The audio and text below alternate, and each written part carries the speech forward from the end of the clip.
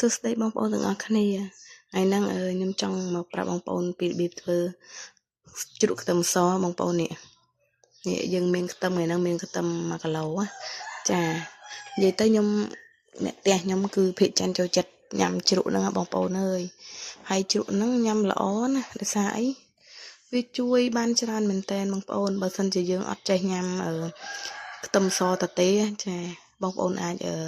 យកខ្ទឹមសហ្នឹងយកមកធ្វើជ្រក់ហូបចឹងបានផឹកឡើងញ៉ាំ1កាពឹស2កាពឹសទៅវាជួយស្អីគេហៅស្អីគេលើឈាមលើអីហ្នឹងបងប្អូនគឺត្រូវហើយវាជួយច្រើនណាខ្ញុំអត់សូវចេះនិយាយច្រើនរៀបរាប់ទេតែគាត់ថាខ្ញុំដឹងត្រឹមថាខ្ទឹមសហូបទៅគឺជំនួយច្រើនចាអ្នកលើសឈាមលើសអីហ្នឹងបងប្អូនគឺហូបត្រូវណាហើយអ្នកផ្ទះខ្ញុំគឺចូលចិត្តមែនតើហើយខ្ញុំអាសាធ្វើគាត់ថាពេលខ្លះខ្ញុំអត់ងាយខ្ញុំអត់សូវមានពេលបានថតវីដេអូផុសចឹងបងប្អូនដោយសាររវល់បាយទឹកចឹងទៅរវល់មើលកូនអីចឹងទៅអត់បានសូវបានថតផុសទេតែថ្ងៃនេះចង់បង្ហាញបងប្អូនថានេះឥឡូវហ្នឹងពេលយើងយកខ្ទឹមសបកសបកហើយចឹងបងប្អូនយកវាមកស្រុះទឹកក្តៅប្រហែល1នាទីបងប្អូនអត់ស្រុះក៏បានដែរប៉ុន្តែគាត់ថាបើសិនជាយើងស្រុះវាកាត់ហាងចាតែបើអត់ស្រុះក៏វាអីដែរអាហ្នឹងចំណងក្នុងចិត្តបងប្អូនហើយយើងស្រុះរួចយើងយកវាមកដាក់ឲ្យសោះទឹកចឹងមកបងប្អូនចាបន្ទាប់មកយើងងាកក្តាមទឹកវិញហើយសម្រាប់ទឹកជ្រក់វាយើងហ្នឹងបងប្អូនដាក់តាម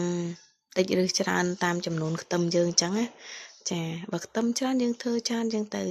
បើខ្ទឹមតិចយើងដាក់ទឹកបន្តិចបានហើយនេះខ្ញុំបង់អំបិលចានិយាយទៅទឹកជ្រក់អត់អីពិបាកឯងបងប្អូនដាំតែទឹកអំបិលមកហើយយើងដាក់ស្ករប៊ីចេងអានេះសម្រាប់ខ្ញុំធ្វើតែបើខាងបងប្អូនចេះធ្វើបែបផ្សេងអានឹងជួយខមមិនប្រាប់ផងចាតែសម្រាប់ខ្ញុំគឺខ្ញុំចេះធ្វើបែបហ្នឹងតែក៏ឆ្ងាញ់ដូចគ្នាបងប្អូននិយាយទៅខ្ញុំអត់បានថតដាក់គ្រឿងបងប្អូនដោយសារអត់មានអីកាន់ទូរស័ព្ទបងអញ្ចឹងដៃមួយខាងពិបាកចាឥឡូវខ្ញុំប្រាប់បងប្អូនក្នុងវីដេអូនឹងមកចោះសម្រាប់ខ្ញុំគឺខ្ញុំដាក់អំបិលចាអំបិលស្ករប៊ីចេងបន្តិចទៅអត់ច្រើនប៊ីចេងហើយដាក់ទឹកខ្មេះបងប្អូនបើមានទឹកត្នោតទឹកខ្មេះរឹតតែល្អចាជូរឆ្ងាញ់ហ្មងយើងដាក់មកជូរហើយនេះពេលទឹកជ្រក់យើងហើយអត់ដាក់ទាំងក្តៅទេណាបងប្អូនទុកវាឲ្យត្រជាក់អ៊ុនណាចាំយើងចាក់ឥឡូវខ្ញុំរៀបមកដាក់នៅក្នុងកំប៉ុងចេះហើយបងប្អូន